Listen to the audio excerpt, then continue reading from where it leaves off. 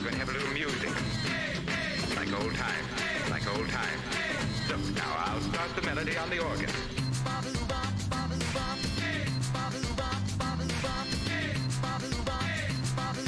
Oldie but a goodie.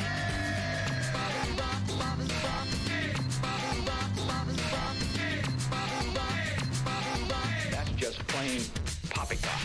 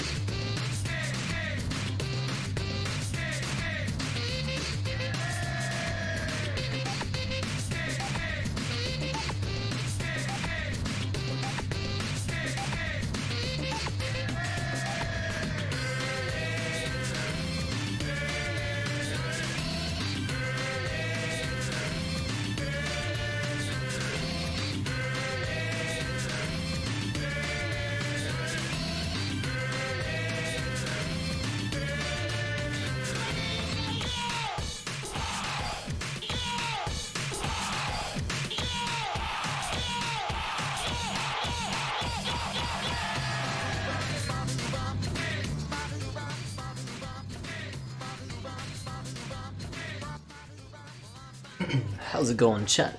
Hope everyone's doing well tonight on this Saturday night. Sunday night now for me. The day before St. Patrick's Day, or St. Patrick's Day if you're in the Midwest to the west. Oh no, I'm sorry, to the east. I have my directions wrong. But anyways, I hope everyone's doing well tonight. We'll get started in maybe a minute or two here. I just gotta grab some water, and then we're gonna be corrupting some Toe Jam and Earl, which I have not played before, so it'll be a new experience, A, playing it, and B, corrupting it, so stay tuned, and we'll get started in a few minutes here.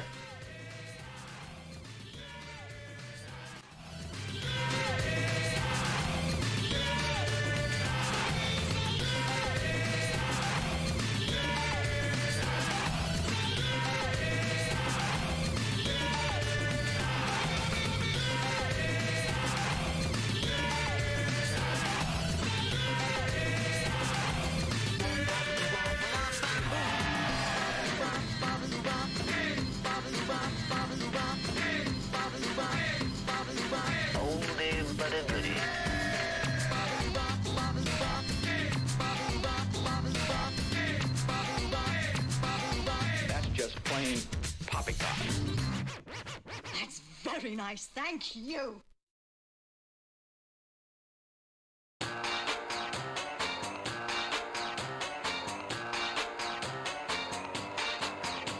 Like this, like that, like this, like that, like this, like that, like this, like that.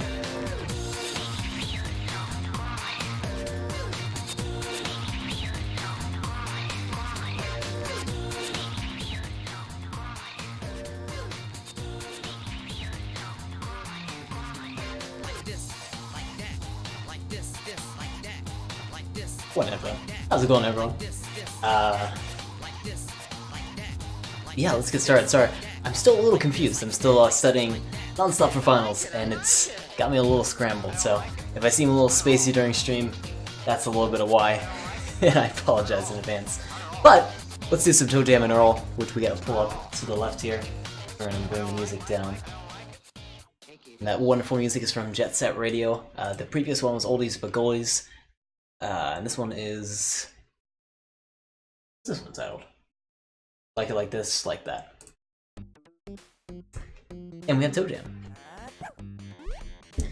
And sort of what we normally do is we want to see what the first scene we can corrupt is, and we're going to do that right at the beginning where it says Sega. So, I have a save state set within my emulator. And I'm just going to corrupt this little... I'm pointing this way because I usually point to my right with the GameCube corruptions, but we're going to corrupt the spaceship going off the Sega sign there. So, I'm going to target this within my Windows Glitch Harvester. I gotta reboot the core though to get a better save state. So right there. And now we're going to begin just blasting the ROM with some data in order to generate corruptions. I'm using the Nightmare engine for this, as you can see at the top left here. We're using random data values, and we're going to start with an intensity of about 200. The memory domains that we are corrupting, I'm actually not sure what we're corrupting, so let's actually take a look at some of these and see what we can do. Starting off with 68K RAM, I do need to ensure that BizHawk accepts background input, which is not currently doing.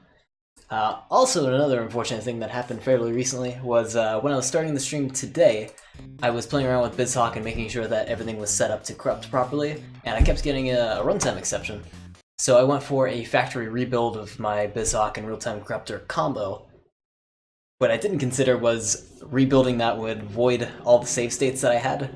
So now I don't have my Metal Gear Solid save state that we had for the PS1 a couple days ago. So that's lost, unfortunately. I may just get back to that same point that I was at before off stream, or I might just pull a save state from online, depending on... I mean, we were kind of far in. We had about a good 2 hours into it, so I might pull a save state. We had just finished a boss fight, so I think it should be fairly easy to find somewhere around there. But I do want to continue that playthrough, so playthrough's not lost. We'll still continue at some point. It just might take me a little bit longer to get back to it. I won't be able to hop off on it immediately. Anyway, so 68K RAM. So we're going to corrupt here. And we're just going to manually blast it, maybe with a higher intensity of about 500. In this case, we see some of the text disappearing right below the Sega sign. Oh, we get kind of a pretty corruption. Oh, look! Garbage! Really pretty garbage. Actually, this is a really good time to mention, if you're sensitive to flashing lights or bright colors, this one was a little less intense, but if you are sensitive to any of that type of material, we do have a lot of flashing lights on the stream. We do have a lot of like bright colors and loud sounds. All stuff of that nature is unfortunately uncontrollable, so if you're sensitive to that type of stuff, be cautious for this stream. As you can see here, this was like one of our first corruptions, and it was just completely random, so, you know, be careful. I am going to continue this corruption, though. I do want to take a look at it for a little bit longer. However, it does look like it crashed.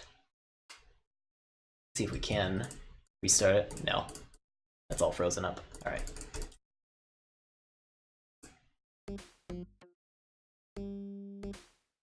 So we're getting lots of just like little text breaks. All within the 68K RAM. Which leads me to believe maybe some of the font was stored there. What? What was that? Oh, we get this pretty thing again. That looks really nice. If that wasn't so chaotic, then we might keep that for some of our intermission screen. That's my camera. But yeah, a little too chaotic, so we won't keep that. Moving on, we have 780 RAM. We're gonna give that a couple corrupts. I'm just gonna let the auto corruptor go and see if we notice anything. We're getting a lot of sound corruptions with this. I don't remember all what these memory domains do, and the last time that we actually did corrupt for the Sega Genesis, which this is running on, is Sewer Shark was the last game we played. And it corrupted extremely well, and it took a little bit of a while to get some good corruptions coerced out of it, but still good results in the end. So if we want to corrupt audio in a more, like, maybe loud sense, some super loud effects to the music, that we can corrupt Z80 RAM. I don't know if we can get just subtle pitch changes.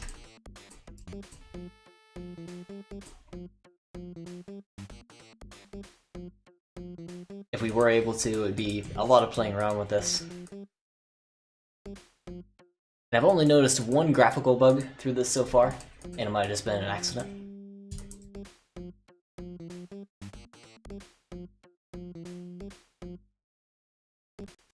But for the most part, I'm only noticing sound.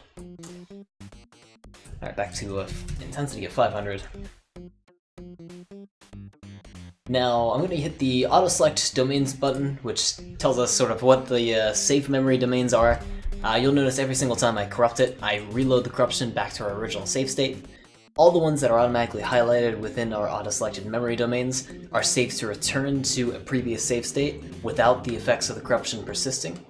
Now, if I were to select, say, boot ROM, so unselect everything and select boot ROM, if for some reason that corrupted in such an awful way that it caused the game to crash, can't see my hands.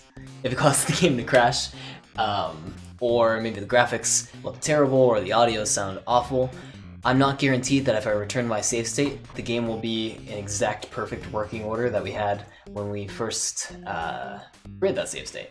In fact, we actually have to reboot the core of the system, or restart the system essentially, in order to return to that previous state.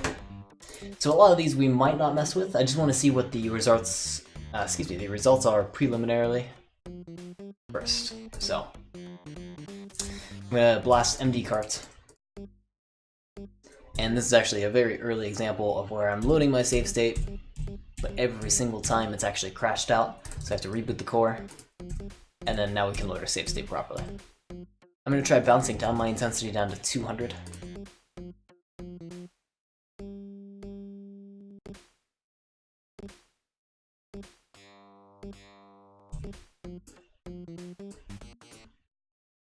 That's kind of cool corruption. Some messed up text on Earl. Looks like ToeJam got like put through a blender or something.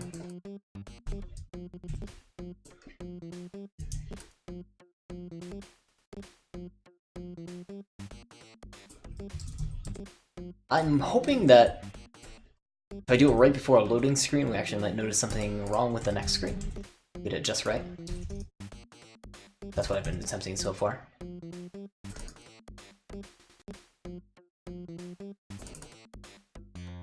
It's kind of the case. So, like, on the current screen, this one, we don't really break anything because everything's already loaded in. But if we blast the carts right before the next scene is loaded in, say blasted in memory, when it tries to load that stuff in,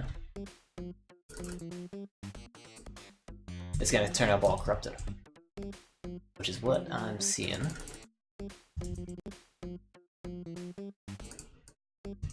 We might utilize that if we create a save state right before something changed within the screen or something was updated. Yeah, so we get something like that. Earl's just being loaded in.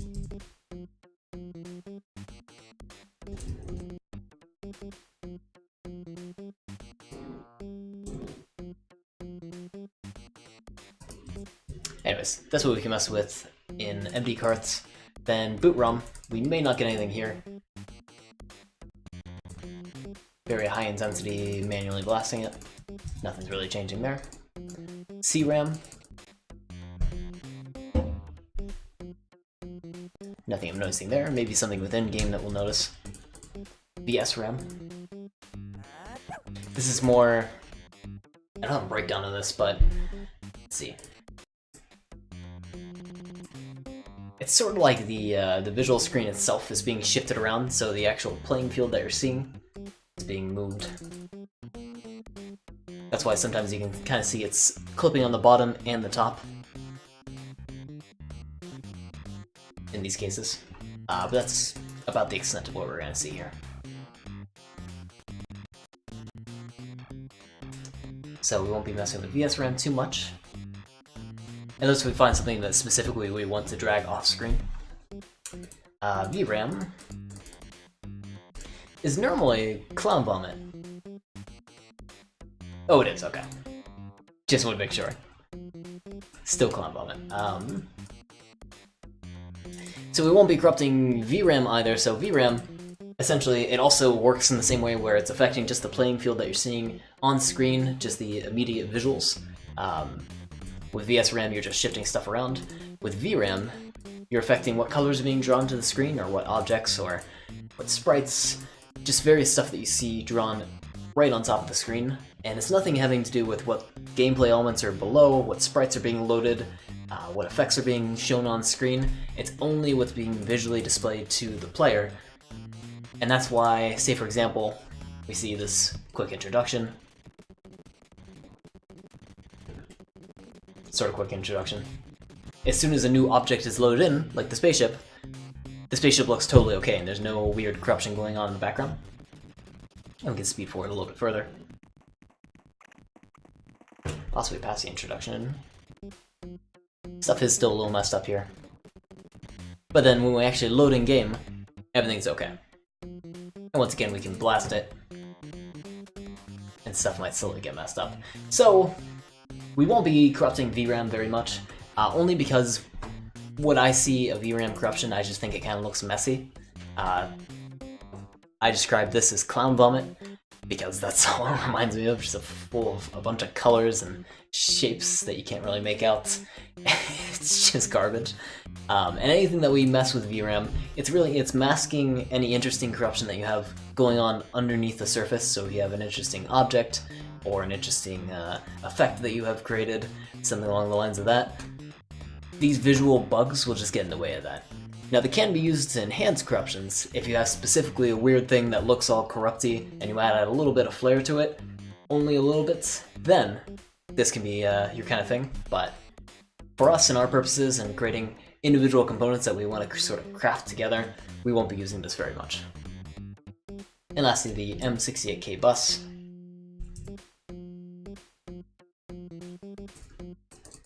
Which I am not entirely sure what this one is either. It seems to be operating the same way that the 68K RAM with the MD cart. I think it was MD cart. Yeah, MD cart where it just sort of crashed. But 68K bus seems a little more non-crashy.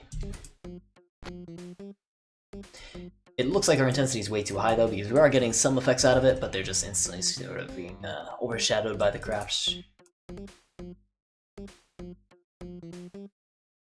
So we can keep loading here. A couple of visual bugs here and there.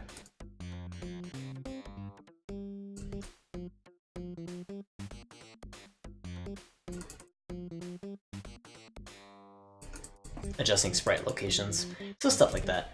We'll probably be messing with M68K bus, 68K RAM, possibly Z80 RAM for the audio, and I think that's about it. So MD cart mostly just led to crashes. We might get a small effect out of it, but we're not going to risk it. Boot ROM had no effects. CRAM may have an effect, we'll check in game. The SRAM we're not going to affect unless we're specifically looking for that sort of shifting tile effect. VRAM we won't be messing with unless we specifically want sort of cloud bobbing on the screen. So we have our 3 memory domains that we want to mess around with. Now let's actually mess around with them. So we gotta probably start up the game. I don't think there's anything actually on the starting screen that I want to corrupt permanently. It's mostly a static image other than the ship going by. So the gameplay is the interesting part where everything's going on. We'll load that up.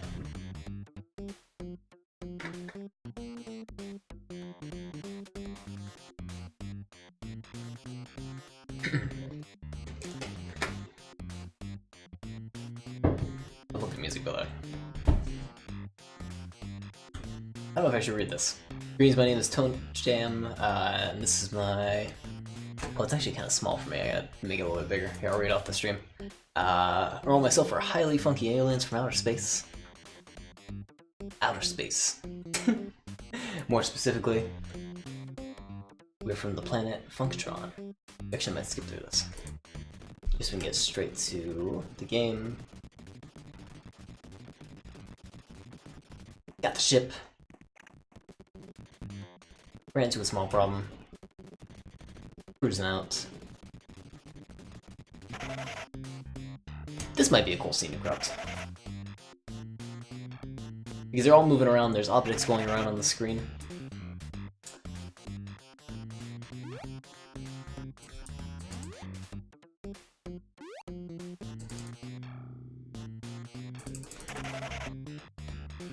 That's kinda cool, because you can see the objects that are outside,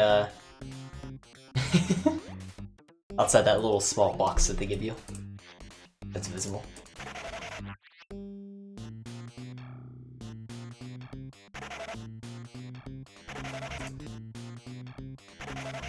Which in the end, we're just playing with layers for the most part, but it's cool to see behind layers.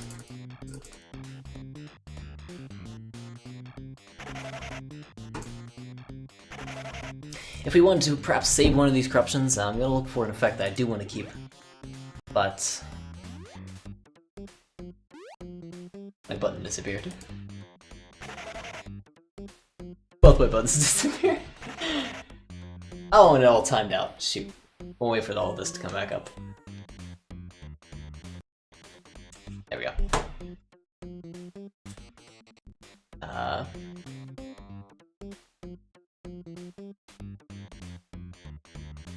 Still got all frozen up, oddly enough. Let me shut down the glitch harvester and restart that. That's not gonna work. Half my window is gone.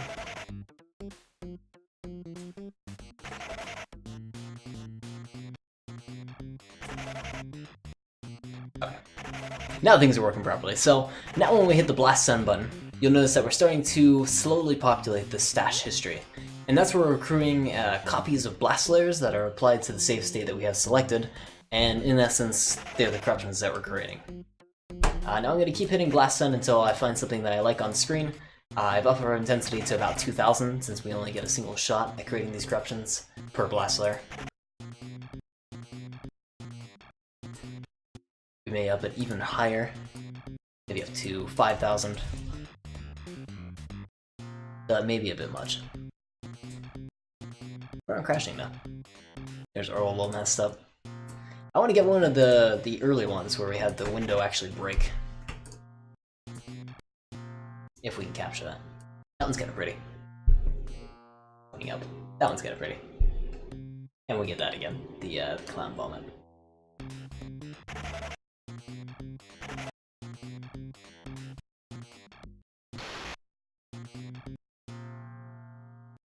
So we can't have it so Earl just isn't there. I mean, that'd be good. That'd be interesting. Who's the pilot? As an example of one of our very first ones, we can put who's the pilot up here, and we can open this item within our blast editor. And perhaps we wanted to find out specifically which memory writes removed Earl from the screen in order to create the corruption we're looking for. So slowly we're gonna disable all the entries that are here. Within the blast editor, by the way, this is every single one of these lines here corresponds to a memory write that we're putting into the ROM. For example, this very first one is writing to the source address 1F79C2, outlined there. And what we're doing there is we're setting a value E7. And to say if we didn't want to do that, we can uncheck that item and then load the corruption once again and see if Earl is still off screen, in which case he is still off screen. So now we can remove that entry. And we've cut our blast layer size, so how many memory writes that we have on our game essentially, down to 2,499. And we can continue to do that. In which case, we just load the corruption, however Earl is there. So we're going to invert the ones that we disabled and load it again. Earl's gone. We can remove the ones we disabled. Disable half of them again. And we're going to continue in this fashion until we have a single memory write.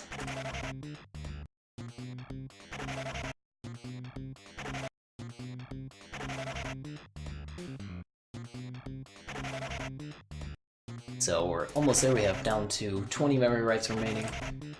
And now 10, 5, 3, and 1. So now we can send that to our stash. It'll appear as the most recent entry within our stash history. We can throw that on the stockpile and call it who's the pilot. Remove the old entry. And now we have a fully sanitized corruption that if we open within the blast editor, only has a single memory writes. And say if we wanted to, we can hand this source address off to someone and say, hey, if you write the value E1 within memory for this game, you create this effect. And that's sort of what we're creating with the stockpile, is we're getting a list of instructions for an interpreter to read in and then corrupt the game in a certain fashion. Now with a single memory write, we can try re-rolling this effect to see if it will change how Earl is being drawn to the screen. It seems like he's either there or not there, so this might not affect too much. And all we're changing in this fact, or in this case, is the parameter value that we're sending to memory. So we're still keeping the same source address over and over again, but we may change the parameter value to be, for example, 00, and loading the corruption. Earl's still there. Maybe we'll change that parameter value to FF as a max value. Now Earl's gone. So we're doing that kind of thing. However, we don't notice any new effects, so I'm going to clear out my history. And we're going to continue along. Now, I don't want to corrupt here any further. I'd like to move on, so let's actually still get to gameplay. Have sort of an example corruption, if you will.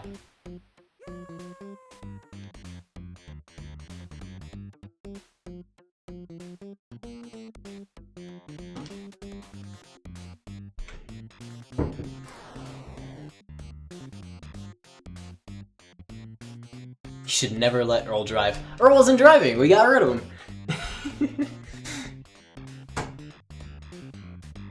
So here we are, chilling out on the most insane planet in the galaxy. Planet Earth. Thanks to Earl.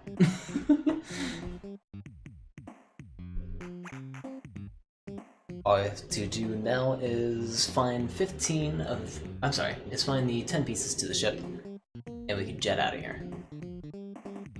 No problem, right? No problem. There's our precursor. Play the game.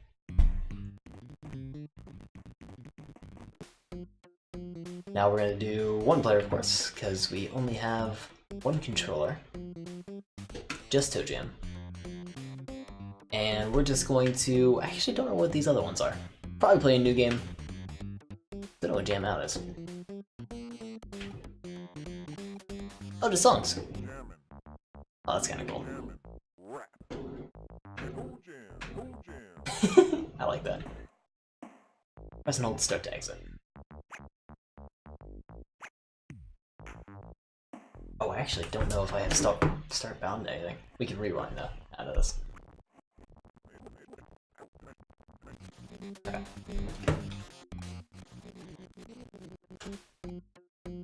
So let's play a new game.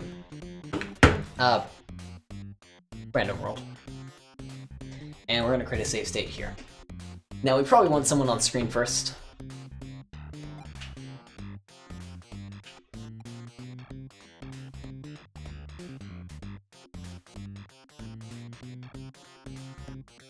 I don't know what any of these things are.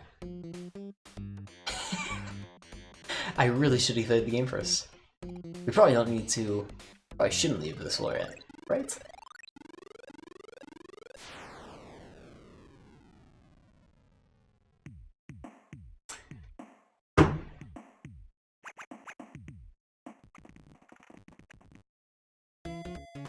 But we are looking for a better floor with somewhere you can corrupt, so...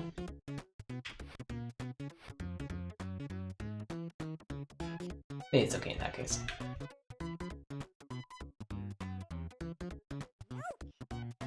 Okay, he can hurt us. Let's get a couple more people on screen if possible.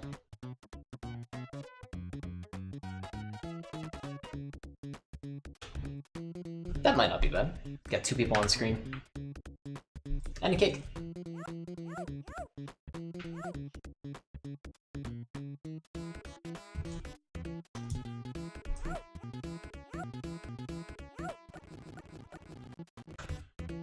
Right there is good. So I'm going to make a new entry within the save state manager of the Windows Glitch Harvester. Now we can load that properly. And we're going to go back to the 68K RAM and decrease our intensity to about 2000. And now we're going to start blasting the ROM with that save state selected. Now 2000 might be a little too high, and it does appear to be so because we're crashing it every time around. So let's knock that intensity down to possibly 1000. I almost forgot to post that I was going live. Shoot. Let's post that now. We're just gonna do a little bit of an auto corrupt. Because even though we don't normally create clown vomit corruptions, the clown vomit corruptions look great when you say you're going live for corruptions.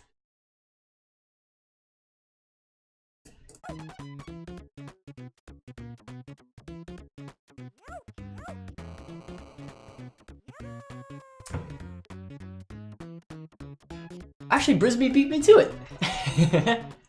Oh well, thank you Brisbee if you're hanging around. Hopefully we get some good corruptions out of this.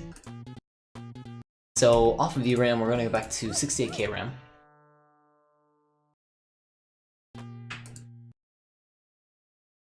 It's still 1000 intensity, might be a little too high. Let's do 300. Let's see how that does. Oh, we're seeing him on screen. That one sounds terrible. Getting poked by an invisible devil.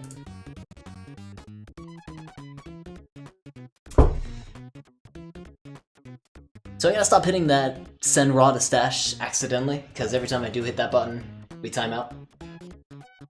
For some reason, sending Sega Genesis... I don't even know what that would be. New save states?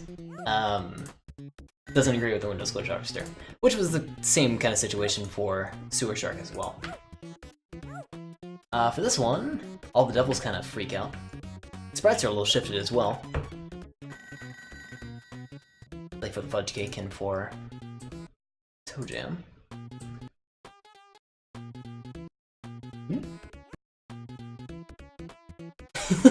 This one, you just fly away. No ship needed.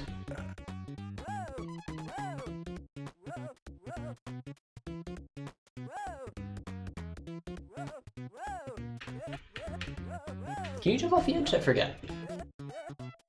Yeah, you can, okay. So I was wondering what we were doing. We actually did fly us off screen. But,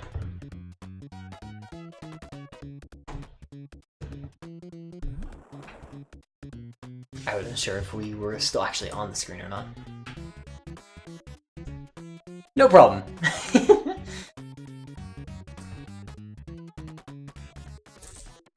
I like that. I'm gonna take a screenshot of that. No problem at all.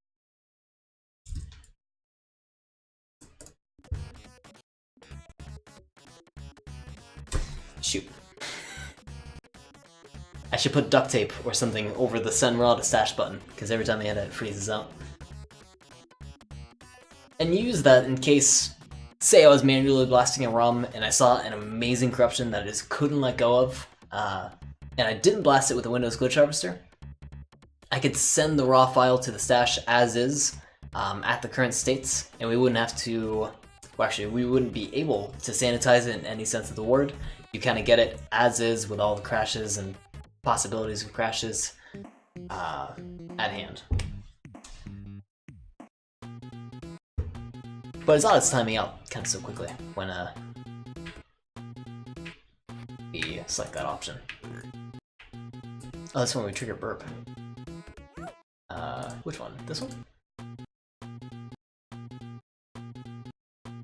I swear we burped. Alright, moving on.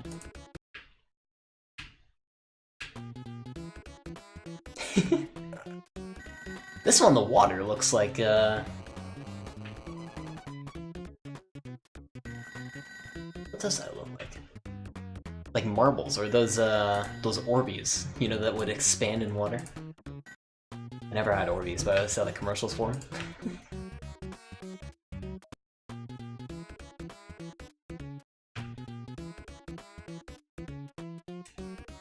Let's see, can we get the orange effect? Because I would like that effect.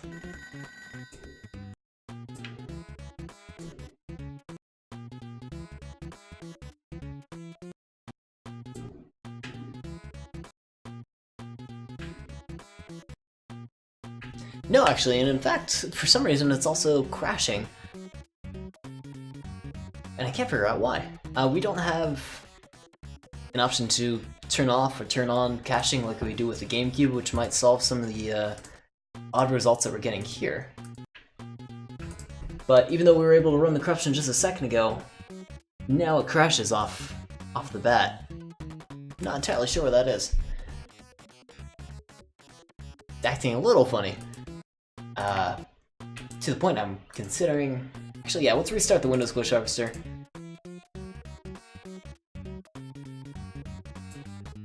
We had the one entry within our stockpile, that's alright, we can remove that.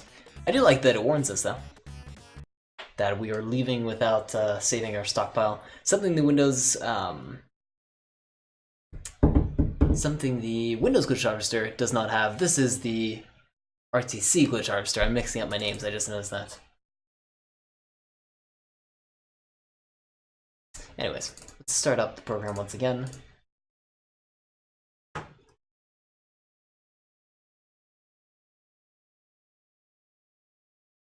Does Sky know you're doing this? I don't think... Oh, I thought that was like a really... When I read that, I thought I was doing like a bad thing, and Sky was like worried for me. No, I don't think he does. I didn't mention that I was corrupting ToeJam. I mentioned I'd play it on stream. I don't think I said I'd corrupt it. I'm hoping we get some good results. I wasn't too active about it. I'm still a little scatterbrained from finals, so I apologize if that comes through the stream at all. Anyway, we gotta get back to the point we were just at. We should have, yep, a save state within memory. And I'm gonna target that within our glitch harvester. That's now loaded. And once again, we can increase our intensity to about 250 this time. We'll still do 68K RAM, because I was kind of liking the results we had for that.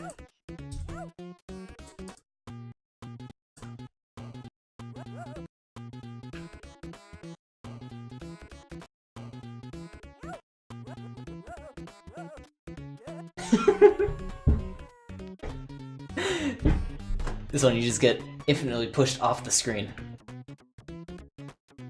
At least for that world. That level.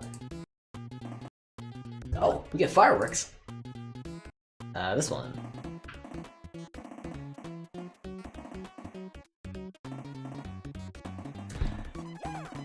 Now, I feel bad because I don't know if fireworks, when you do get fireworks, have any effects, if they're supposed to be infinite. Unless they just end at some point. Poindexter. Okay, so they do end at some point, alright. Let's see if we can make that a permanent effect. So, fireworks. We're gonna sanitize that effect out. And if we can't get the fireworks themselves, we might be able to stick ToeJam within the, within using that ability with the cheat engine, Blast Bite, Blast Cheat. Let's give that a try. So, singular memory writes. Oh, I just realized some of my corruption windows aren't up. There we go. Singular memory writes. We're gonna send that to our stash. However, instead of using a Blast Bite, which is just setting a value within memory, instead we're going to use a Blast Cheat, which uses Hell Genie, which is just cheat engine under the hood. And we're going to load that.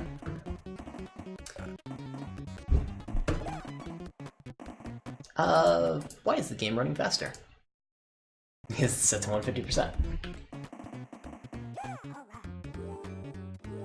And hopefully,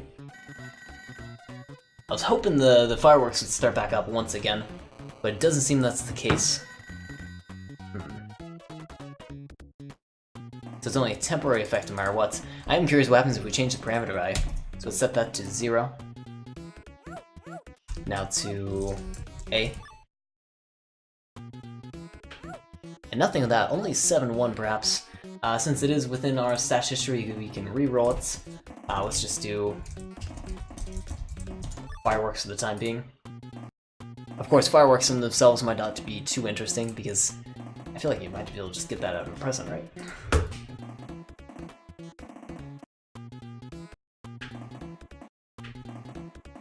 So we need something to add on top of it, but unfortunately there's nothing we can do outside of this, it appears. Just fireworks or no fireworks. Poindexter, no Poindexter. So let's go ahead and remove that item from our stockpile manager and continue from the top.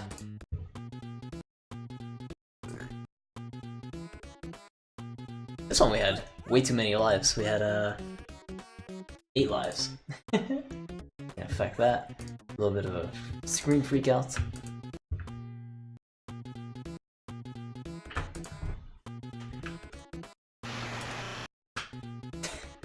More corrupted audio if you like that.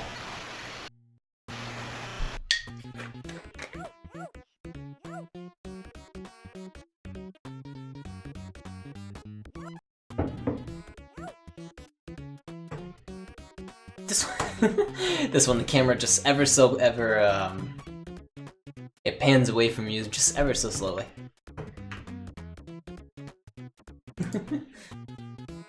Trying to keep the focus off Toe Jam. Try doing a run where the camera's never on you.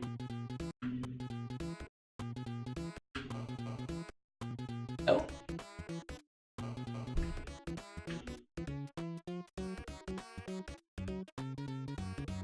I don't know where we're looking at.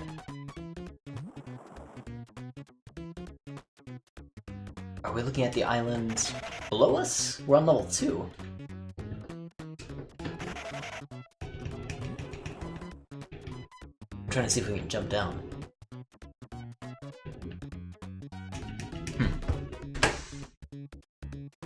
Yeah, not sure what to make of that. Moving on.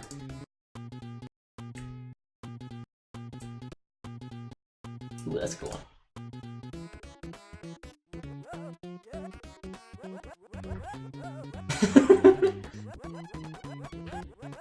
So not only is he put into the void, so he found his way on Earth, and then he got put into the endless void where he cannot exit, but he must either constantly fall one direction or the other direction.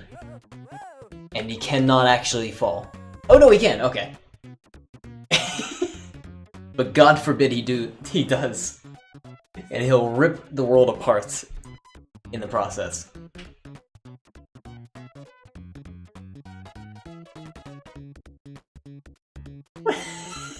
What was that?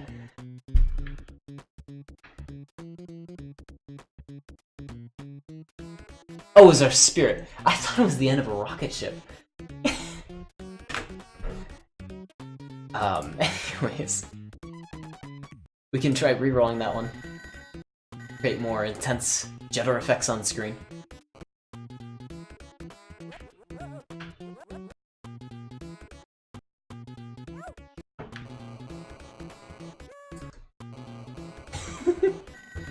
Wait a minute.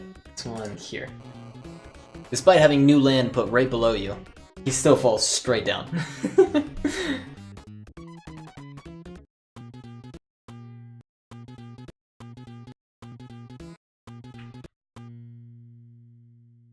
I'm gonna up the intensity to 300 once again. Let's try, instead of just random memory, to use tilt types, which just increments or decrements values that are at source addresses by a value of 1 or -1. Which might be a little bit safer, quote unquote. We've turned a devil into moldy cheese.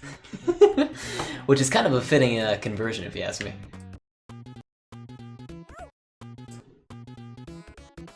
I'm not a fan of blue cheese. Or any type of moldy cheese, for that matter.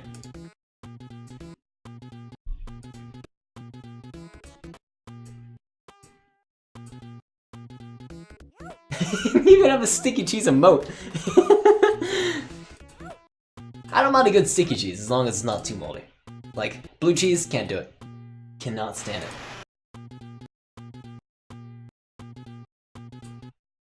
Oh, we've ascended one of the devils. See, that devil got his wings. He eventually just went to heaven. If you poke enough aliens, and you do enough good things, maybe you'll go to heaven after that.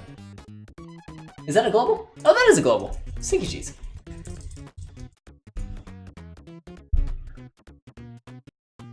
Well, now everyone has the Sinky Cheese emote.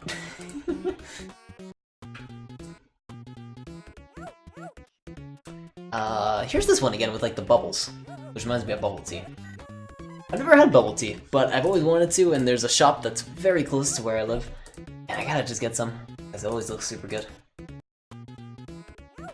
So we're gonna name this one bubble tea for that reason.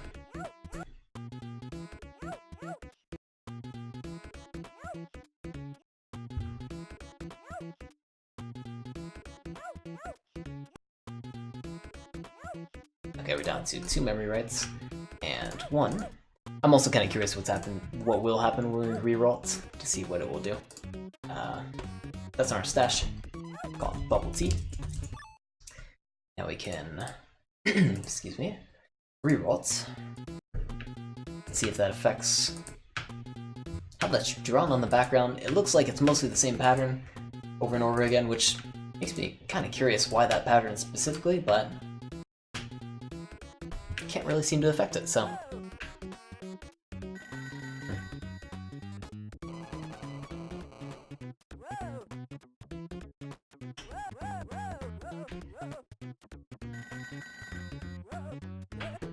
I was checking if there's anything special about it. Doesn't seem like there is. Alright, so let's go and clear out our stash history. Start once again from the top.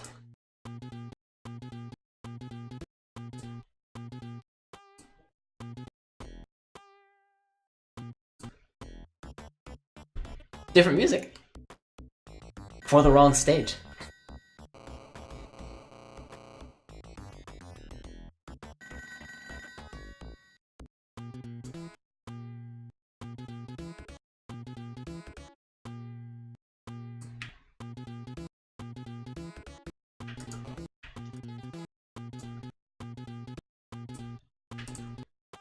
Again, we ascend.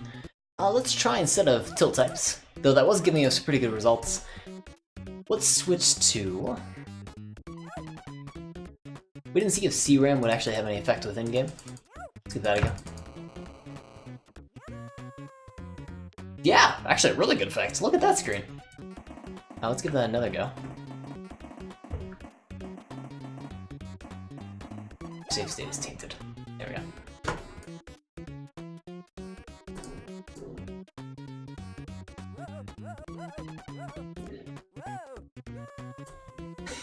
It's only when the screen updates, but man, when it updates,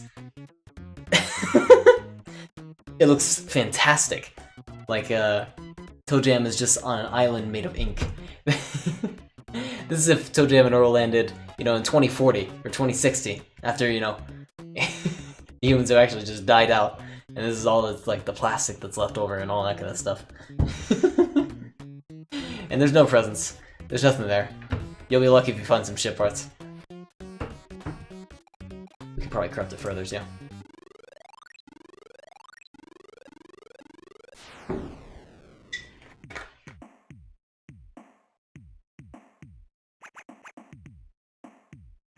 Can't really tell if the elevator's too corrupted because it already kind of looks like funky in the background.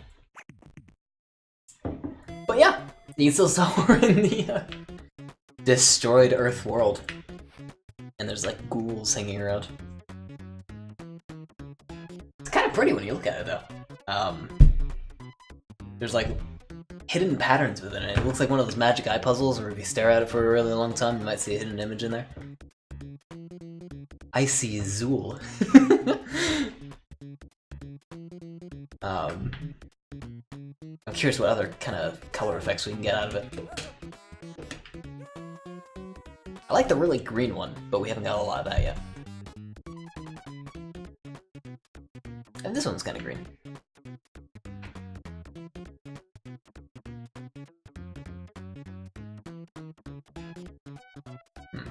Still moving on though, going back up.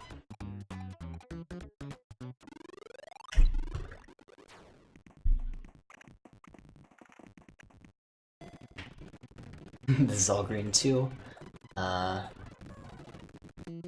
We get the polar ice caps, which is kind of awesome.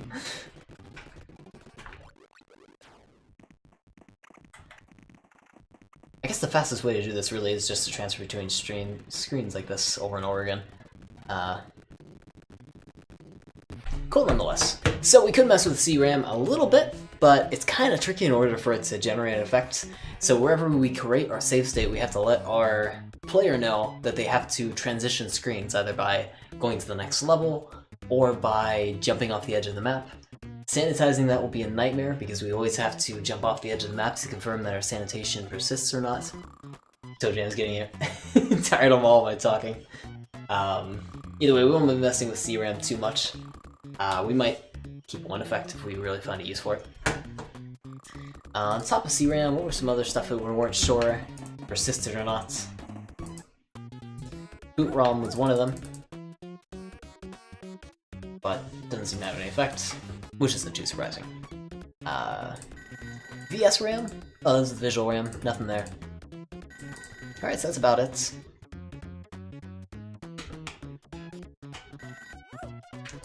Let's do M60K bus once again. 300K isn't a bad starting place, although I think we need to up it to about like 2,000. I did time out the glitch harvester again though.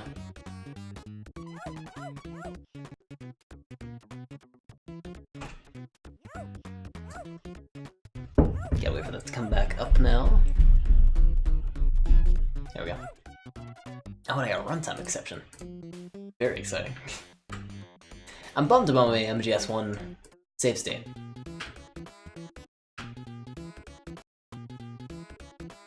It might still be in memory, but I doubt it. No, because we did a factory clean on it, so yeah, it won't be in memory either.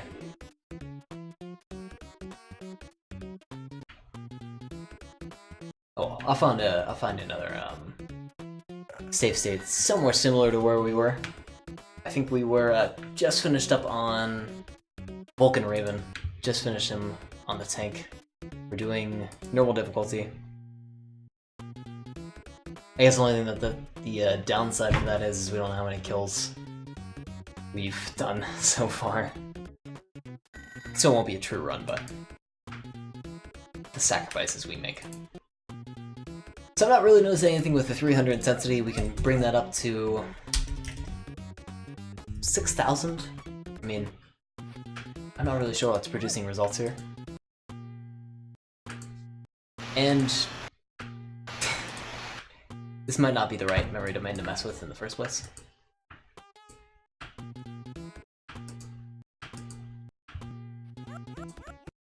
Getting some cool flicker effects.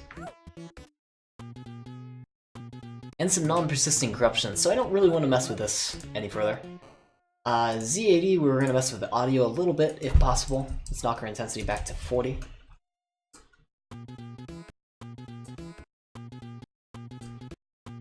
About 200. We did have an audio corruption here.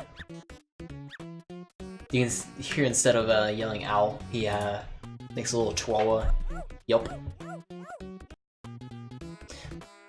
So we could keep that if we wanted to, but I'm going to move on. Chihuahua yelp.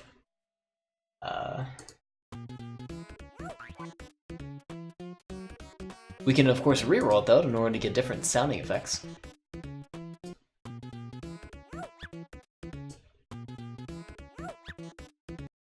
Or different tones, I should say, on that last note.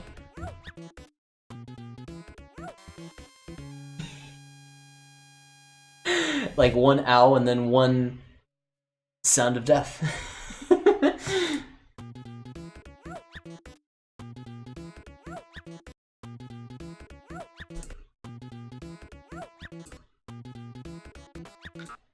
Oh.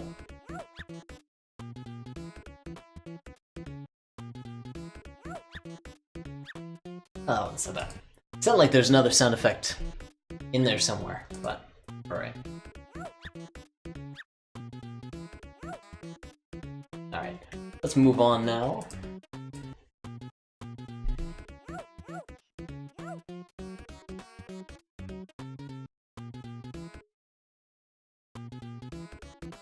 It's just a tiny bit more corrupting to the Z80 RAM. I'll go back to 68K RAM. And instead with Nightmare Engine, I want to mess with a couple other memory domains. Maybe not with the Windows Glitch Harvester itself, with Glitch Harvester itself, but with just real-time corruptions in general. Because we have a couple tools that we never utilize, like the whole Genie engine. Well, we use that a lot. The Distortion engine, the Freeze engine, and the Pipe engine. So I'm gonna give a couple of those a try. Give that a go now. Starting off with the Distortion engine, can I describe that easily? Given a time frame and a source address at that time frame, or a predetermined number of source addresses, back up that data, and after a predetermined distortion delay, which is this parameter value here, resend that backed up data to memory and overwrite the current values that are at those source addresses. Sort of like taking a snapshot of 50 seconds and then taking that data and moving it forward to now. Taking a look at the past, essentially. Or just backing up your data and putting it back to where it was. So we're going to try that in real time.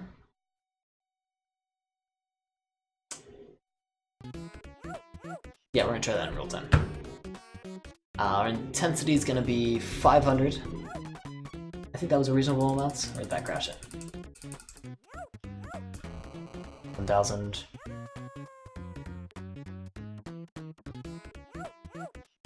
Let me give auto-corrupting that a try.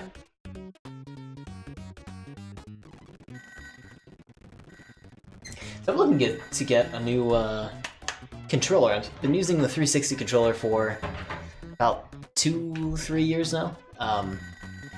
Well before I started streaming. And I've liked it for a long time. And I always thought it was like the go-to controller for a lot of people that would PC game. And I'm just now finding out that really, no one really uses the 360 controller anymore for anything. I had such a hard time trying to find another one of these online. So I decided not to go forward and just purchase another one off the bat. I was looking around a little bit, and I have a couple options that I want to give a try to. I just forgot why this wasn't working. Our error delay is off. People tend to use the Xbox One Elite controllers now. I saw that, and that was like the recommended one through Amazon now. If you look up Xbox controller or any USB controller to PC, that's like the go-to controller now. The thing I don't like about it, or at least the models I kept seeing, where they don't have wired options, where you can't pull this off, and it's just like a USB. What is it? It's a micro USB, I believe. So it's one of the ones that you normally have like Android phones, and it's so easy, at least for me, to rip out that cord. I can't stand it. I don't like wireless controllers that have battery packs and stuff like that.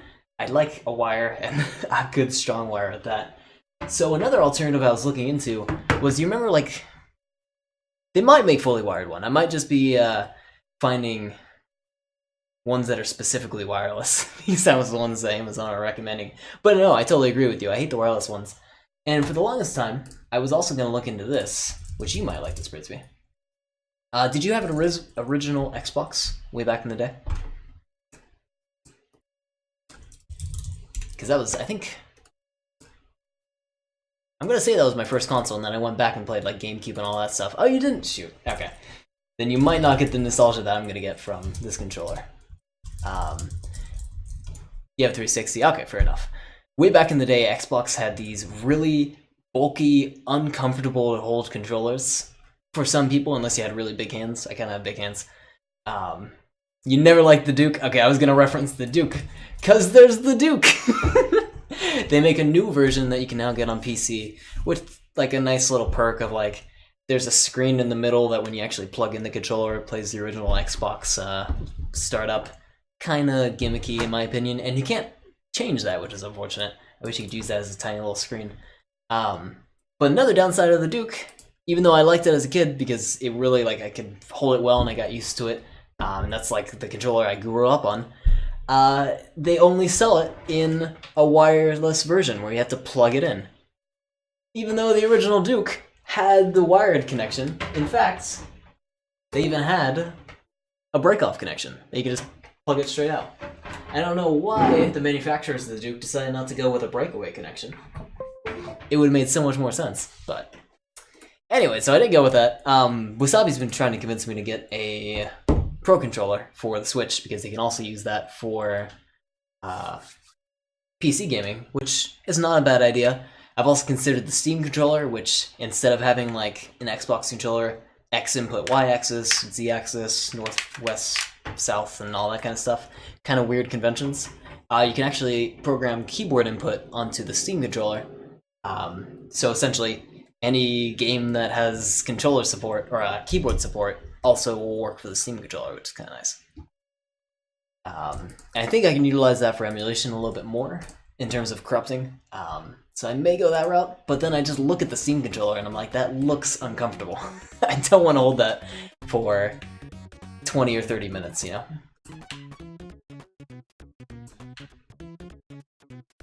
Why is this frozen? Gonna load the game. So we are auto-corrupting now. However, I think our error delay is too low. And our intensity is too high as well.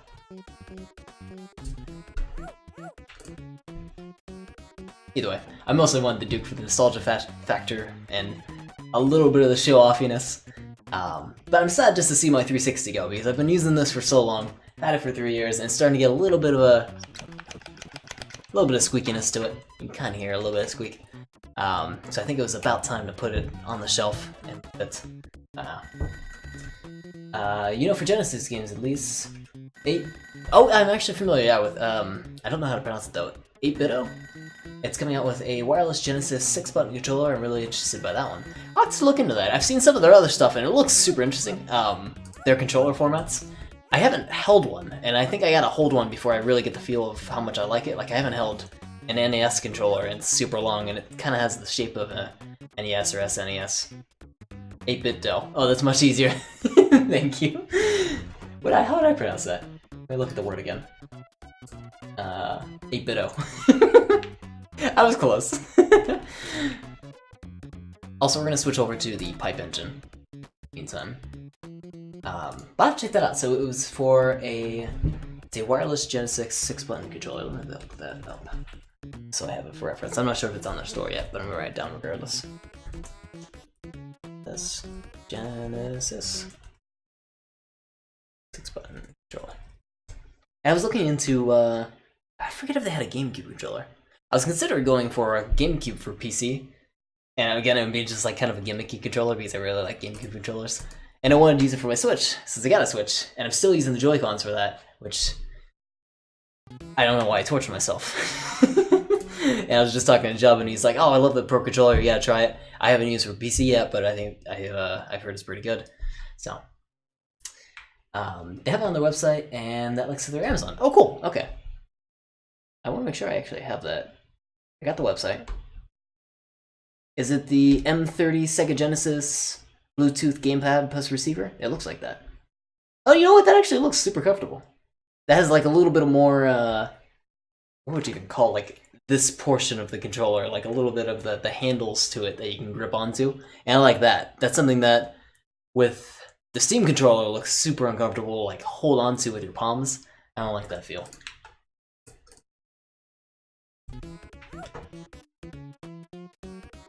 Oh, it has shoulder buttons too. So it has more buttons for modern gaming. That's what matters. More well, I was gonna say more buttons the better, but not necessarily. You know, I'm not used to the 3-button layout though, like the 2 rows of the 3 buttons. So I think I'd have to get used to that. But outside of it, you've always loved the Genesis controllers. Well, especially if you grew up on a controller, like you know that controller in and out.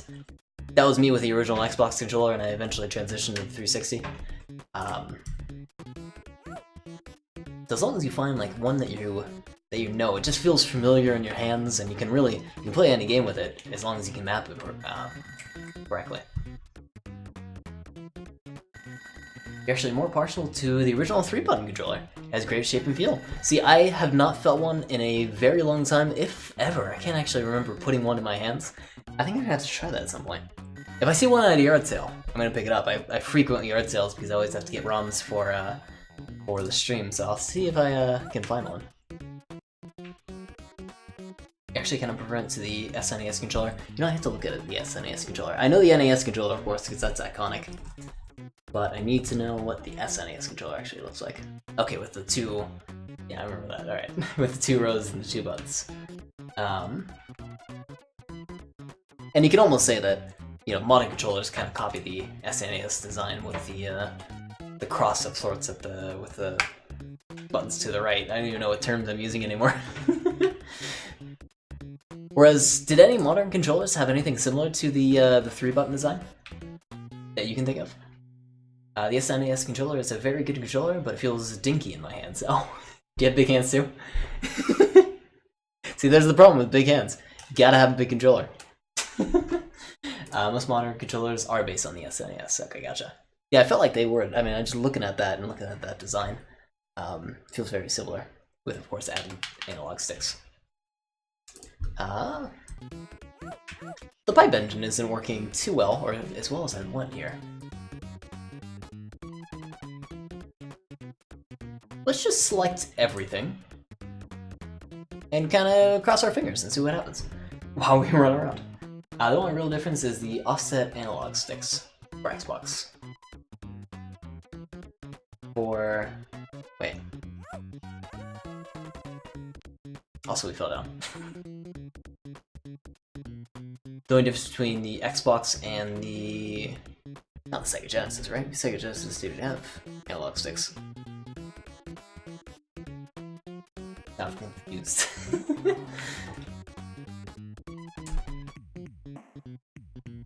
The upper intensity. So 500 intensity.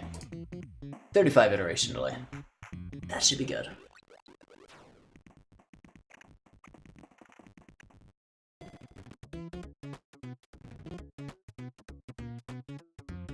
Oh, you mean that's the only real deviation?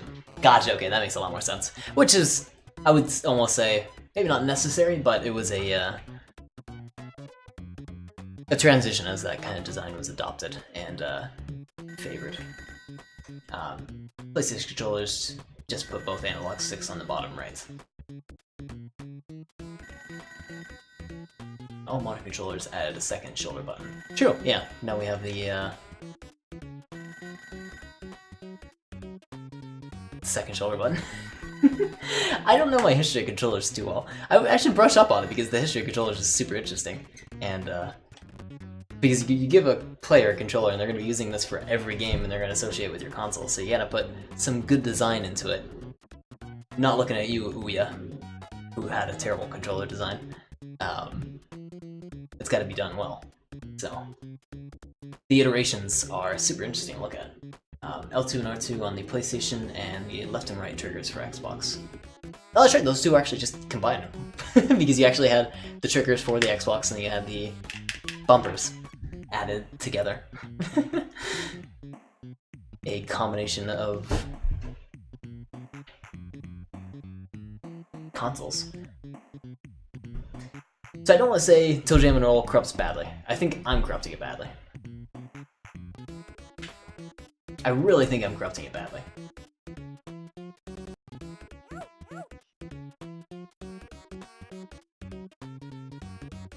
I'm just not corrupting it right. Crash. Oh! Maybe not crash. Because the memory domains that we have available to us is 68K RAM, slight gameplay and mechanic corruptions, Z80 RAM, purely audio, and M68K bus, which I think is a catch-all for most corruptions. Sky would Sky would just say it's perfectly designed game that you can't corrupt. Why would show this to Sky? Oh wait, no, I actually can't corrupt it that way. I would show this to Sky. And I would say, how is your perfect game now, Sky? ToeJam is snoring while his world is being corrupted away. And the devil's coming to take him away as well. No, but he would be partially correct in saying that. It might be a little too perfect. Also, I gotta brush up on my skills for the real-time corruptor, because I can't remember the last real-time corruption stream we actually did, where we're using these tools, as opposed to the Windows Glitch Harvester for GameCube. It's been a long time. And I got very used to the Windows Glitch Harvester way of corrupting GameCube games that I've almost lost my roots on how to do these games. We are also using Genesis, so I'm very unfamiliar with corrupting Genesis games. I've only ever corrupted one other game, and that was Sewer Sharks, another suggestion made by Sky, which was an awesome game, by the way. So I don't have a lot of experience in Genesis corruptions. I, of course, have a lot more experience in NES, SNES. I don't have a lot for N64, and I gotta practice more with that. I heard a little bit about something with uncompressing the ROM and corrupting it that way, and that can yield better results. I don't know a lot about that. I gotta look into it, but it's something that the Real-Time Corruption Discord was talking about, so I just gotta read up on it a little bit more. Yeah. Genesis is still fairly, I think, lacking when I look at the corrupt wiki. Let me double check it again. Which I attempt to contribute whenever I can, if I find out new information or if I find out information from the Discord that hasn't been published yet to the wiki. But for Genesis, you know, in fact, Genesis is not even covered in the wiki. It's all, here, I'm going to just read off all the consoles: NES, SNES, N64, GameCube, Wii, PS1, Nintendo DS, PC. That's it. No Sega whatsoever. That is it. Toe Jam and was not incorruptible. Skywood, what part did you get me for? Sky would just say it's perfectly designed. You got me in the beginning. Sky's gonna be angry at me if I say that. I hope Sky appreciates it. No, I'm sad he couldn't be here either, because I would hope he would enjoy some of these corruptions. But we can't corrupt it in the perfect way. I would want some ideal corruptions to show him. I'm surprised they don't have a Sega... It's not that they don't have any Sega games, they just don't have any instruction sets for corrupting Sega games or corrupting, I would say, the Sega console itself. Like, usually the way they outline some of this would be, here's the real-time corruptor development environment for... Oh, I'm in the wrong window. Can I move my... I can't move my little picture here. I locked that down. But here's all the memory domains that are available. And this is what happens when you corrupt 68K RAM. And this is what happens when you corrupt Z80 RAM. And these are recommended corruption engines for corrupting such and such effects. They kind of break it down like that, and they usually don't break it down too much into games, except for N64, because N64 is a very special case. But yeah, not even Sonic or anything like that. Wake up. Did we actually get him that tired? We did. Which is unfortunate because now I'm a little lost. I don't actually know what any of these memory domains do. I can of course guess a couple of these, like VRAM is visual RAM. CRAM I think is cartridge RAM, but I'm just guessing at that. Boot ROM is the boot ROM. MD cartridge. I can't guess what that is. And I don't know enough about, excuse me, 68K RAM or M68K bus, any of that stuff to know anything about the expected results that we get from corrupting it, other than just corrupting it and see what happens. Which we're trying at the moment. I'm trying to leave the auto corruptor on so we can see sort of general results as the screen moves along.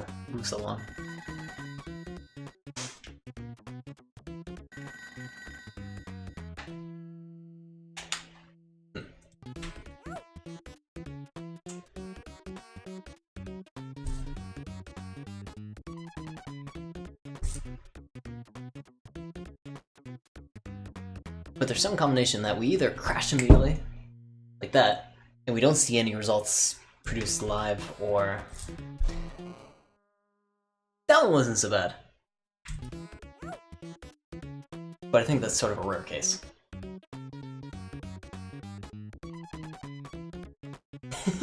This one, the land and the water, not quite drawn right. Freeze the enemies in place. Pick doesn't work. This isn't so bad, so we actually do see the corruptions sort of happening as they come along. The air delay might be increased a bit more, if need be. Going off the edge of the map. Yeah, let's increase that air delay just a tiny bit. There's Satan.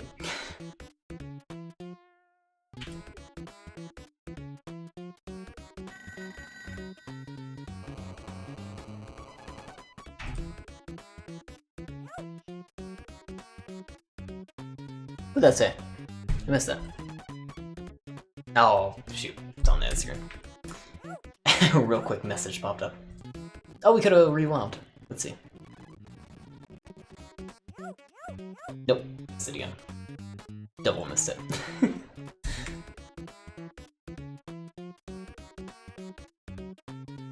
The AI went off in another direction.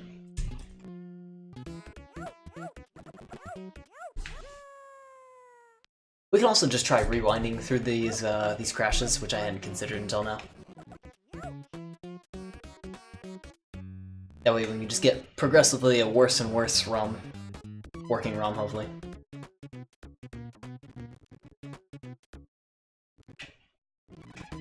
Anytime a full-on crash condition hits the screen, we'll reset that. And yeah, actually we're kind of getting some progress here. To the point where I think loading anything to the left side of the screen is actually crashing us, so it's stay to the right side. Some of the planet ain't drawn quite right. There's the enemy that flew that flew off screen earlier. Raining back down. Oh, and going back up again.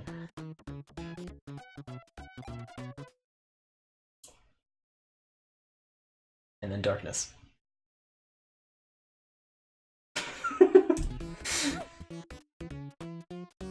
Can't rewind out of darkness. No matter how many pills or bottles of alcohol you have. Can't rewind out of darkness. Got a random pool here. There's a more horrifying corruption. We have not had any horrifying corruption so far. In which case, Toe Jam turned into, like, a foot pedal? And I don't know what the other devil turned into. Trying to rewind out of it. There's the audio again.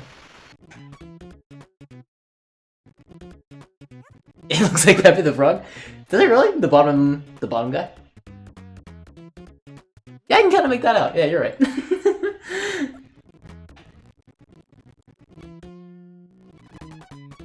Oh, the devil guy? The guy at the top? Oh, no, it's gone. Shoot. Can I rewind it? No, I can't on my own stream. Shoot. This time we're stuck.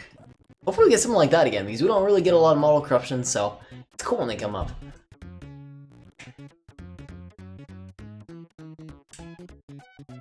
Are those our hands? What are those? Oh no, it's food. Okay. I thought they were our hands. I thought this was gonna get dark. I mean, when we wanted to play a random world, I didn't think it would be this random. In fact, you could send a copy off to Sky and say, hey, try this randomly set world. It's gonna be harder than any of the difficulties you can select.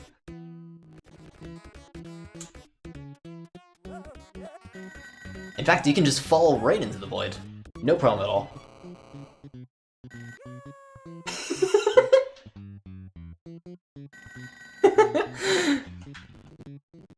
Oh, and we're gone now. It did actually fall into the void. We fell into the corruption itself and it consumed us.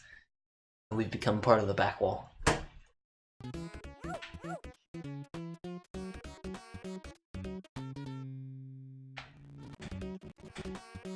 Can't open that menu. I think if I do, it crashes everything. Oh, I want to see Pepe. I'll get a better look at him. Pepe the Frog and a flaming unicorn. Oh, flaming unicycle. Get a good look at this. It actually reminds me of like two little Pepes, because you see like there's two little like block faces with eyes on top.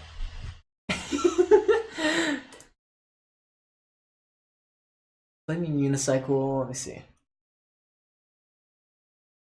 Either a flaming unicycle or like a really, really low rider, where like the seat's super low and like the handlebars, like you gotta lean way back.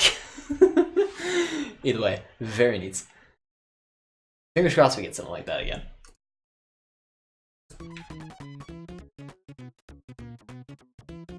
Let's see.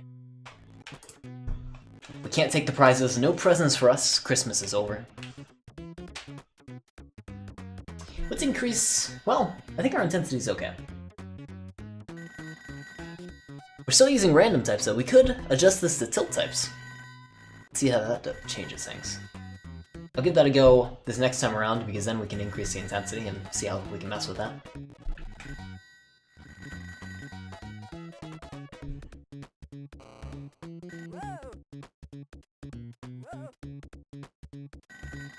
Oh, look at all the Christmas emotes! Speth gifts, holiday log. Oh, these are all global. Pff, I love global modes that are holiday themed.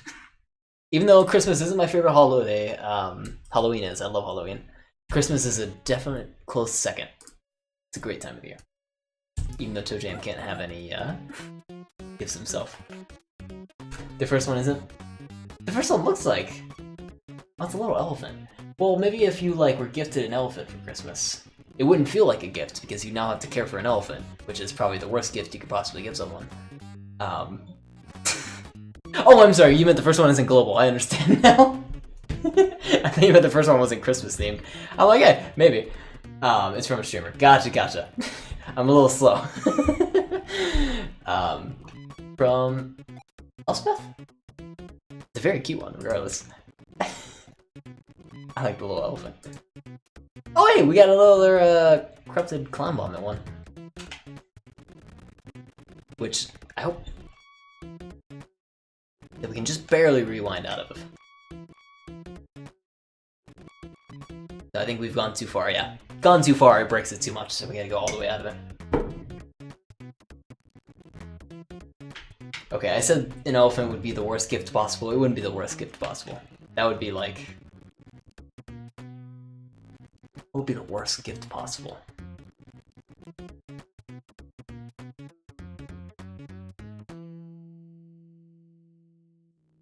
Like, you gotta roll out the obvious ones, like gift cards. Gift cards are worst. Unless it's to a place that they really like, I don't know. Give someone a Steam gift card, that's kind of cool, but then just give them cash instead. But the worst gift... That's within reason. But like...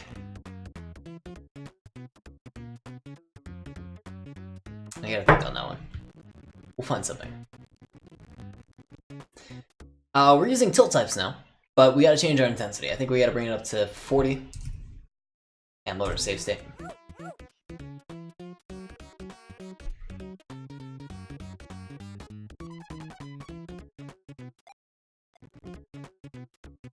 I think mayonnaise would be the worst gift possible, because I don't like mayonnaise. And, like, having a whole jar of it, like, what are you supposed to do with a whole jar of mayonnaise? Stick it in the fridge? Never use it. I don't use it. Maybe one person's gift is another person's treasure, and someone would really appreciate a whole jar of mayonnaise.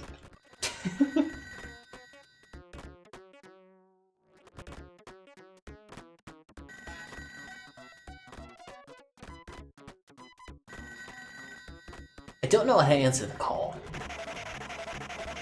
I should probably check for that. Because the phone ringing probably will get annoying if I don't.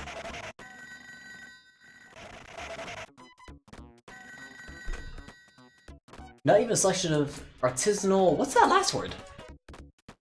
Aiolies? What are aiolies? I know I've heard that word before. The Mediterranean sauce made of garlic and olive oil. Some regions use as emulsifiers such as egg. Well, maybe a selection of artisanal aiolies? I hope I pronounced that right. That would be a kind of gift. I would understand that one. They're flavored mayonnaise. Well, I just don't like the flavor of mayonnaise itself. So maybe artisanal aiolies. Maybe that's my ticket into the world of mayonnaise. So that would be an excellent gift. That would be a very thoughtful gift because they're like, you know what? I know what the worst possible gift to give this person would be. Let me take that as another step away from that, or maybe let's get a gag gift that's a little thoughtful and get him some crafty artisanal aioli. That's thinking with your head.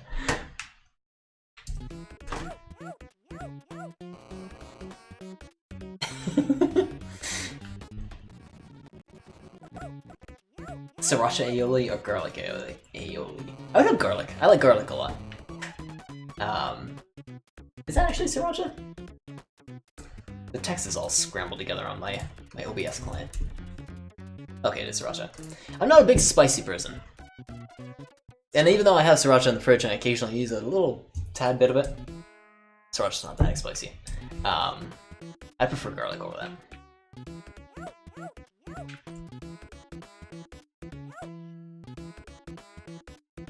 Frisbee, if you had a worst gift possible given to you, like if someone knew you and they knew everything about you, and they had to pick the worst gift, what would they give you?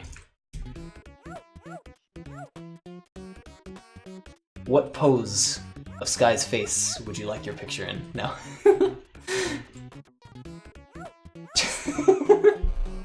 A bathrobe with Sky across the back. Actually, that would be a fantastic gift. That would be an awesome gift. I would wear that every day. Shoot.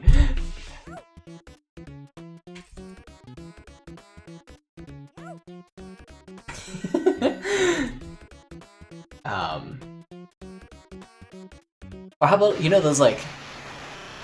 Oh, we got the audio effect again, but we didn't get the physical corruptions. Shoot. Let me switch it back to random types, and let's go back to like 20 intensity. And let's throw M68K bus in here as well. I don't think it will really fit too well, but give that a go. You got a really bad Christmas gift this year. What'd you get? I was gonna say, you know those toasters that like burn an image into toast? Like Trevor Cross or, I don't know, Jesus or something like that. I couldn't imagine that would be a bad gift, because you never really fully make toasts unless it's a really good one. It's just like a burnt image into toast. No one wants to eat burnt toast. I mean, come on. Maybe I've always made those wrong, but I feel like it's always just a burnt image.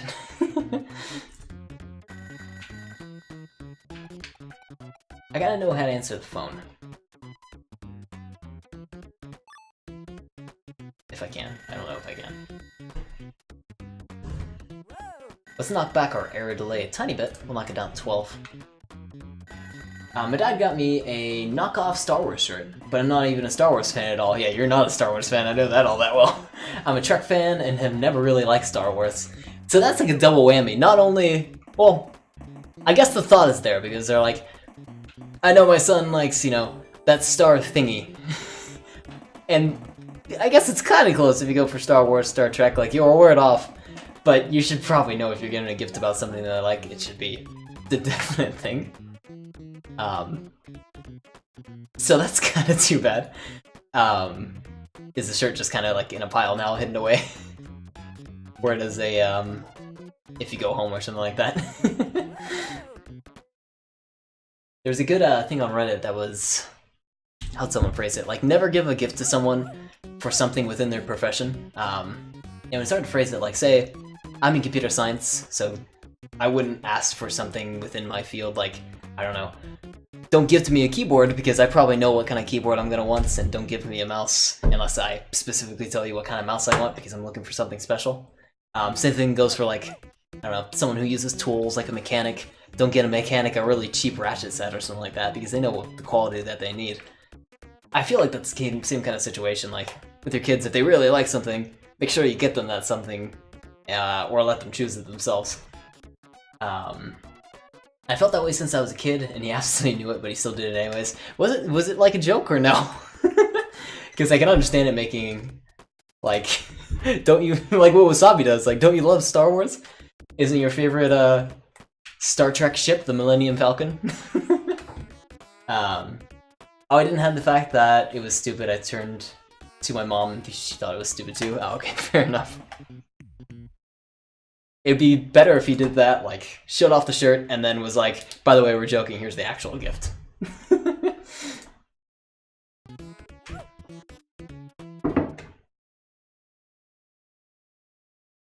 He really thought you'd like it? That is so unfitting. I can't imagine something my parents would give me that I would really like, that I would relate with in that situation, but still, it seems like, grudgeful, almost. Or just not thinking completely straight.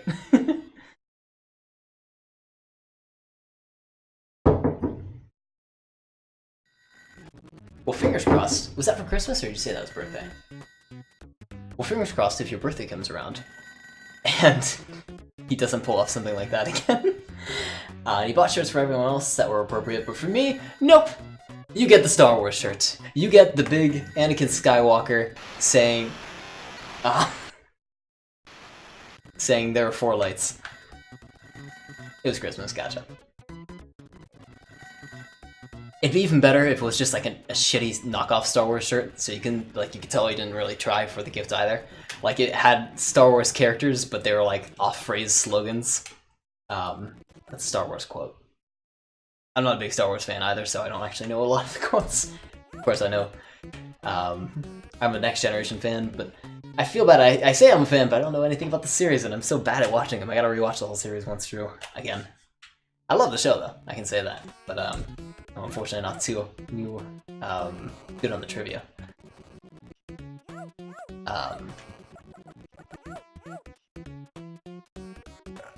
Oh, okay. Luke, I am your father. Classic quote. So I have something like Anakin Skywalker, who I think is... No, Luke Skywalker. I have Luke Skywalker say, Darth, I am your father, or something stupid like that. Just completely mess up the quote, make it look nothing like the actual shirt, maybe even reference something off the show. Oh, it was a knockoff! Hey, how perfect! There was no characters on it, it was just a starfield with the phrase, Rebel Scum. That's actually really bad. Written in the Star Wars font on the front. Rebel Scum. Don't you love it?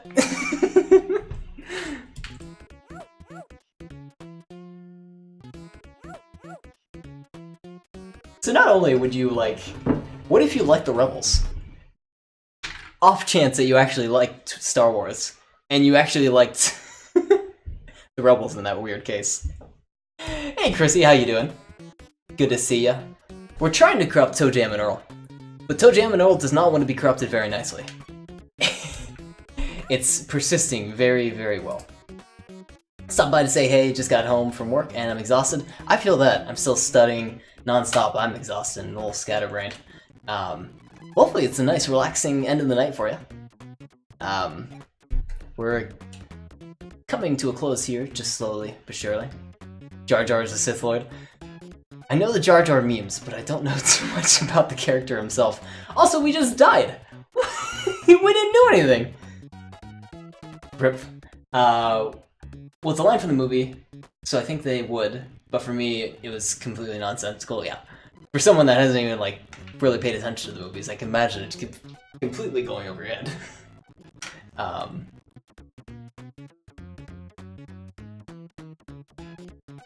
Okay, character disappeared.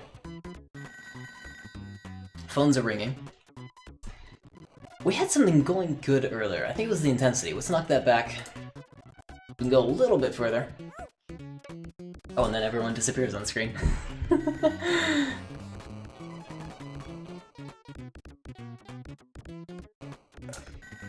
We broke the audio. Tiny bit.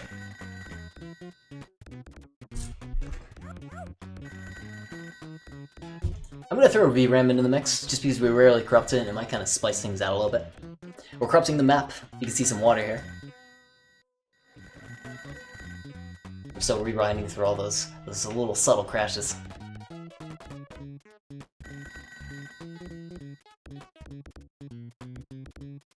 Got a road off into space. And we're still using the Nightmare engine.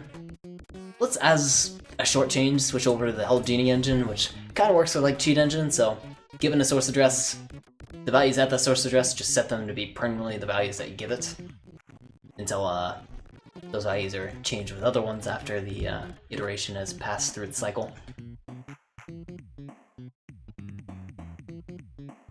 And it's being such a resilient game, because we're not getting anything in terms of results, or so far. We're getting a little bit of corruption on the text down below. Very tiny bit. Frisbee, if you happen to see Mr. Sky tonight, be sure to let him know that Toe Jam and Earl won, and I lost. Toe Jam and Earl won, tech support 0, but I'll come back, and we'll corrupt it even more so. We'll take more powerful corruptors, and we'll just blast the ROM until it's not even recognizable anymore. We'll have a reckoning day.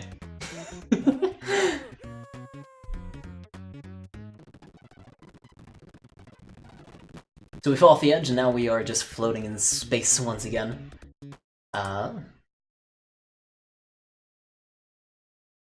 Will do, thank you.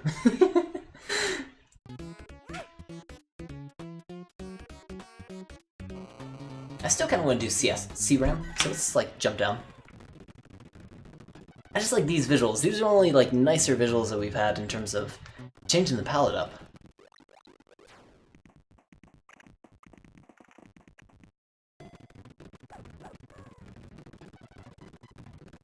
And they're kind of a hassle to loop through, so I can't find one that's like ideal that I would definitely want to keep over and over again. We could just keep going up the elevator and then dropping down multiple floors in order to change the look.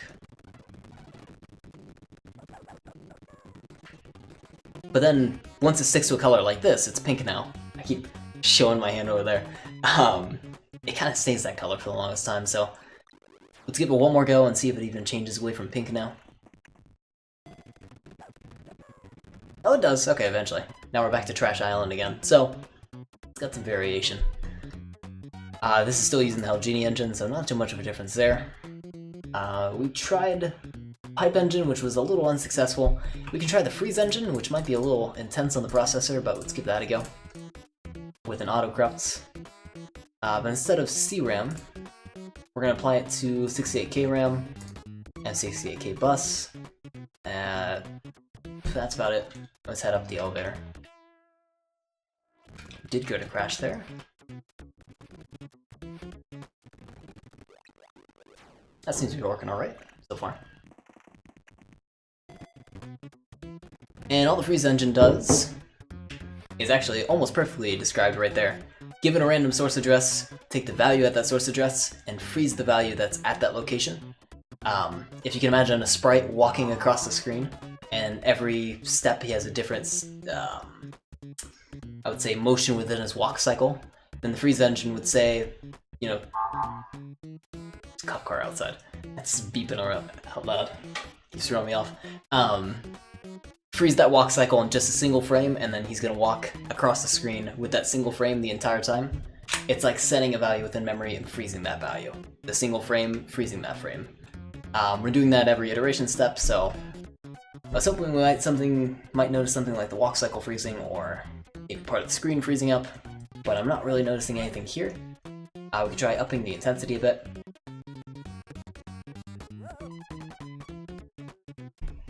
Kind of fell in a weird place. The screen did have a bit of a jitter off. There's a full crash. You can notice the game chugging a little bit just because the Freeze engine is kind of processor intensive. Every iteration step it needs to ensure that all 50 of its values, defined by max freezes, are not changing, or they're just overriding with the same value that they have backed up.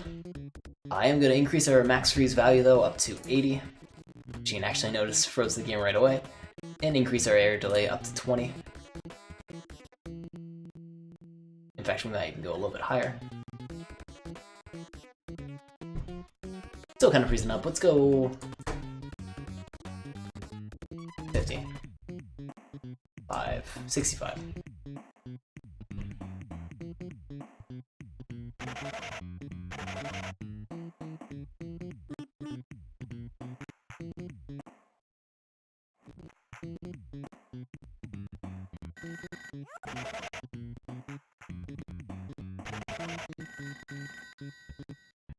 And I'm not noticing too much that I'm interested in. The autocorruptor is working, but yeah, I'm not getting the results I was hoping on, so I think we gotta wrap things up for the night.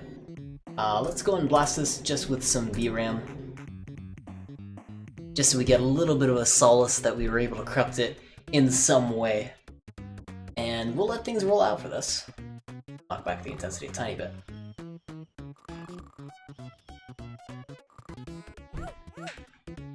We gotta get off the screen. We'll do it so we can see a nice picture of the background. There we go. Let's go answer the phone though. Okay.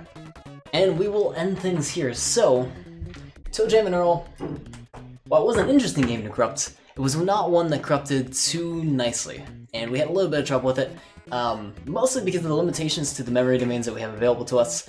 68K RAM, while we corrupted it, we could do very small values, which we didn't get a lot of effect on, and the effects that we had were very minor, or if we did larger values, we led to actually crashing the ROM or the emulator itself. Well, we didn't crash the emulator too much, but crashing the ROM itself a couple of times. Z80 RAM, which are the only audio corruptions that we were able to produce, were minor as well. We had to keep low intensities, but even those low intensities, we had maybe minor tonal shifts. Anything over an intensity of maybe 20 created just monotone noise or zero noise at all, and we probably spent about 10 minutes just trying to sanitize one of the instances that weren't too interesting in itself. MD carts we didn't mess around too much with. Boot ROM didn't have any effects. CRAM did produce interesting results while we were going through the corruption. We did have some nice palette swaps. However, the practicality of it would be... well, it would be impractical to keep using CRAM in order to keep producing the corruptions, since we need to refresh the screen every single time we wanted to produce a new palette, or new palette coloration. So each corruption would have taken 20-30 minutes to sanitize. Well, we could re-roll it, so maybe it would have taken 10 minutes to sanitize. I'll give that as a larger estimate, which I didn't want to spend the time to do. It would take a little bit too long. Just for color corruption in the end, too. Not any kind of like interesting mechanical corruptions. VSRAM, I don't believe had any effect. VRAM we're seeing on screen now, always has a good effect. And M68K bus was kind of an odd one, so of course that is similar to the 68K RAM, but I couldn't figure out what it corresponded to. If we had very high values of around 6,000 intensity, we did get good corruption results here and there, but it was as crashy as 68K RAM. And low intensities, we were just getting no results at all, so I had to figure out what exactly that corresponds to, possibly for another Genesis stream in the future, and I need to learn a little bit more about the Genesis system before I go about corrupting it once more. It's not as easy as NES and SNES. It requires a little bit more work to it. So, that is the end of the stream tonight, and I gotta call it since I gotta get back to studying in a little bit here. But I hope everyone that stopped by enjoyed the stream. We're gonna switch scenes here, back to our starter window. And we're gonna... well, the music in the background isn't too bad, except we have the snoring sound effect. So let's actually find some music to pull up. Thanks for streaming, thanks for hanging around, Brisby, I always appreciate it. Thanks for clipping too, and always chatting and all that. I always appreciate all of that. It makes me happy to see that kind of stuff. The clips help me out in the end, because I usually highlight the clips that you send off, because I either forget to go back and clip my own stuff, or I just don't go back and clip my own stuff. So it's nice having those little snapshots of what the stream was like, so I always appreciate that. Gotta keep hitting the button, so we're gonna keep hearing that sound.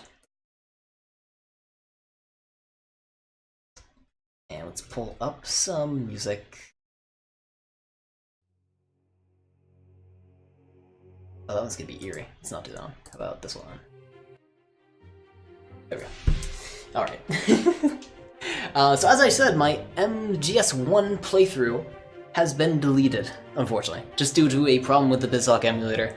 And, well, really, because I've been corrupting so rarely with a real-time corruptor that the first time I launched it, I ran into some graphical error runtime exceptions that I had to reset my real-time corruptor, and in the process I lost my save state. So, I'm going to go get that save state back in one way or another. So expect that for future MGS1 stream, which I'm still excited to play that game, so I'm looking forward to getting that soon. In terms of corruptions, expect me to not be available on Monday. I might be available tomorrow, depending on how stressed out I am. It does suck, doesn't it? Just because I had to factory reset, so. It's not too much of a worry. I was kind of a decent way in. I just knocked out Vulcan Raven, so about an hour in. I think I can find a save state online that'll get me to the point where I was. The only downside is whatever save state I have won't reflect the end game stats, you know, with the amount of kills you had and such, but I would still like to play through it, so I don't mind it as much. So we'll get there eventually. But yeah, so tomorrow is my like last study day. I'm gonna sit in my room for 10 hours and do nothing but hit the books so I can knock out the midterms. I'm sorry, the finals. Man, am I tired.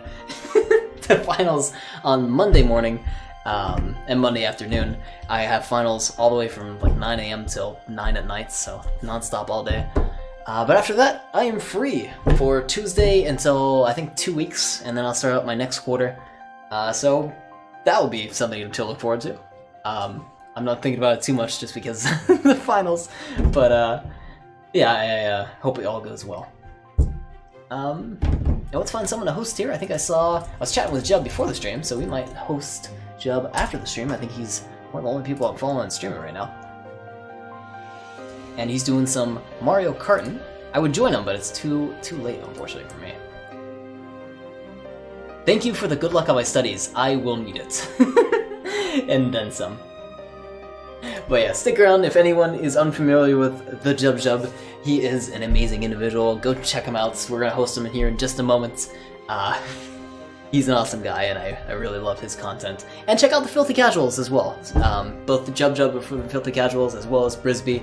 It's an awesome Discord for either retro streamers, corruption streamers, variety streamers, any kind of streamers you want, as well as the viewer folks themselves. It's a great place just for everyone to sort of meet up and talk amongst themselves. It's an awesome place. Go check it out. There's a link down below my panels if you want to check it out. And Brisby just posted a link in chat as well, so click on that if you're interested. And yeah, we will close things out for the nights, and I will see you either Monday night or Tuesday morning. Have a great night, everyone.